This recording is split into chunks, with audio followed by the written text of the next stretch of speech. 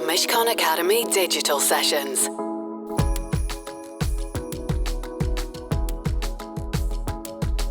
Good afternoon, everybody. I think we all agree it's a true pleasure to be in a room with such a superstar as Julia, and there's a lot that we want to cover. I'm going to ask a couple of questions to start the conversation off, and then I'm going to open it up. So I just want to start, Julia, first by welcoming you, but also asking you just to say a little bit about the context of the day and how you were feeling and what it was like to make that speech. On that day, I find it hard to tell this story in polite company because in my internal dialogue there were a few swear words being used. Now, you might think that that's inherent in the status of being an Australian, but I'm not someone who normally thinks in swear words. But I was beyond frustration on that day, beyond frustration. Because I'd taken the view when I first became Prime Minister that it was just so obvious that I was the first woman to serve in this role that I didn't need to foreground gender. And so I just thought what would happen is that the fact I was the first woman would be, kind of remarkable and much commented upon at the start. And then as I continued to govern, that would fall away and it would be sort of government as usual, which in Australia is a fairly tough form of politics, but it wouldn't be different from what other Prime Ministers had experienced. What actually happened was the longer I governed, the more gendered the critiques became. Governments make mistakes, governments end up, a bit shop-soiled, and as the government went through that process, a gendered insult became the go-to weapon. And that's why the swear words in my mind and the beyond frustration piece, and I think you can see that in the speech.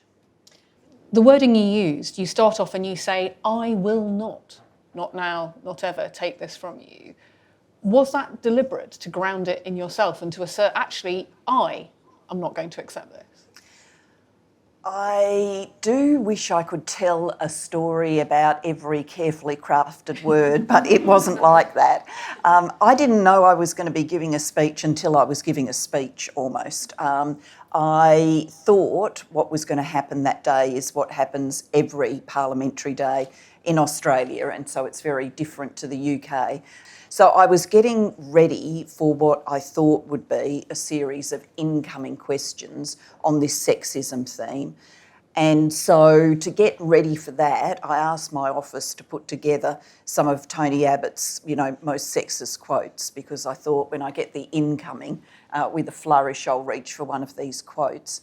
I've subsequently joked that of the research projects I ever sent my office on, that wasn't one of the hardest. Within 10 or 15 minutes, they were back with a whole pack of quotes. I'm like, okay, right, I've got this. I'll go into question time. But what happened was the Leader of the Opposition, instead of pursuing question time, moved a motion of censure, and he spoke first and I spoke second. So my preparation for that speech was scribbling down some handwritten notes, and in many ways I think if I'd sat down to write that speech, if I'd known a week in advance, a month in advance I was going to be giving that speech, I don't think I could have done it the same way. And I think the questions that you're sort of pressing me on of, it was very personalised, often women shy away from that. I think in the writing, I would have generalised the experience and made it a lot less personal. But in the moment, it felt very personal. And because it was a speech of the moment, that's how it comes across. Do you see a backlash coming today? You talk a lot about social media. I'm very mindful that when you made your speech, we were 5 years into Facebook being a public entity. TikTok didn't exist. Now half the world's population is on TikTok, only a quarter on Facebook.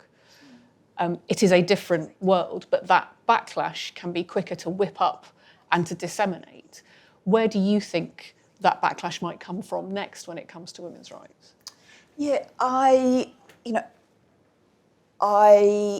in some ways am an optimist about this in this sense, that if we'd had this conversation a few years ago, President Trump, President Bolsonaro, Viktor Orban. Yeah, exactly. We could have concluded that we were on a slippery slope downwards where populist politics was wreaking its way around the world in such a way that, you know, if we'd met 2 or 3 years later, instead of talking about a few of them, we'd be talking about dozens of them. And you would remember going into COVID, there was an era in which it was quite fashionable to say, well, one of the reasons people are attracted to more authoritarian modes of politics is that democracies are, you know, messy and slow, and they find it hard to get the big things done. So no wonder people look towards more authoritarian models as kind of can-do models. And there was a time in the early iteration of the pandemic where people were saying, well, places like China are better responding to this. The government's got more levers of power in its hand and it's using them, and democracies are, you know, messy and people are demonstrating because they don't like lockdown and, you know, all the rest of it, and we're not being as effective. And where we are sitting today, we can look back, I think, and say all of that analysis has clearly been disproven. You know, I absolutely understand that means there will be many, many political leaders who strut the global stage who are women, whose politics I personally profoundly disagree with. But I would still prefer us to be in that gender equal world than to say, well, we're only going to have women strutting the global stage if they're our brand of politics, if they manage to combine strength and empathy in exactly the right proportions, that we find them palatable as a leader, and we can all say to each other, she's amazing. Well, if the only people who are ever going to get to lead are women like that, then in every era in human history we will be numbering them on the fingers of one hand, because there aren't that many people who are so amazing, whether women or men.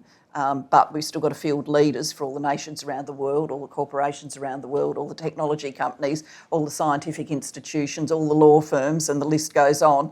And so in doing that, we should be doing that with equality. Because it still takes a lot of courage to say, I will not. It still takes a lot of courage to stand up, because we are still in an environment where there is that expectation that equality's happened. And so many of the stories in the book are about people expressing that, whether it's unconscious or deliberately hostile.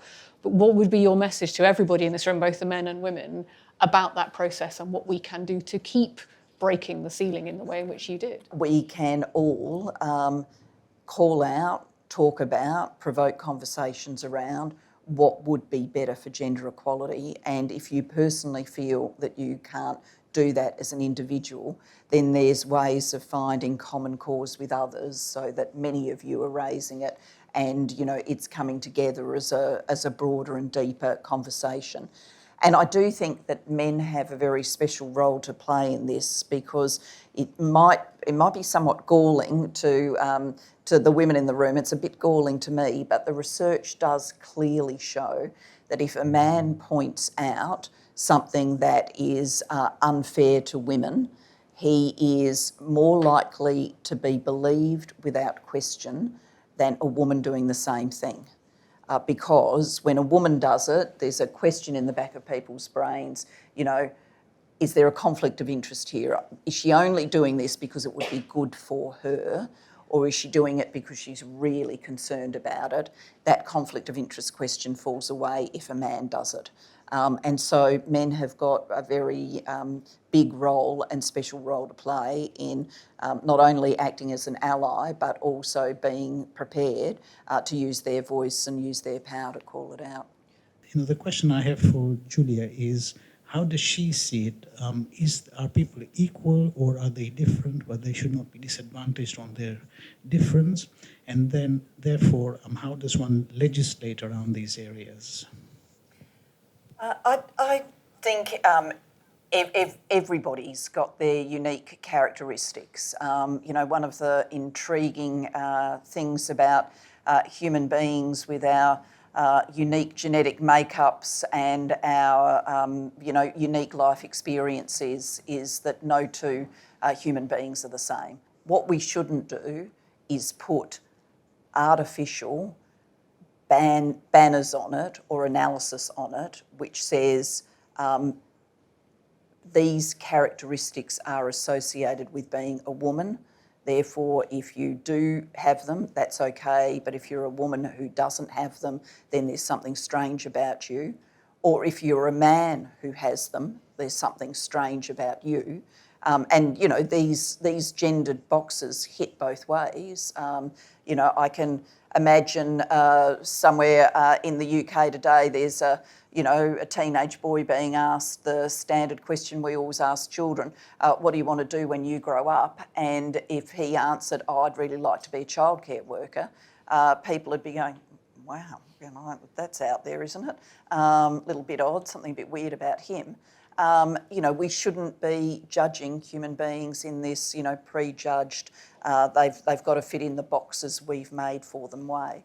And we can and should, when that labelling of people leads to prejudice, stigma, discrimination, loss of entitlements, loss of opportunities, we should be dealing with that in regulatory ways, through public policy, as well as in educative ways and through community changes and business changes so that we eradicate it. And that's really what this dialogue and discussion is about today.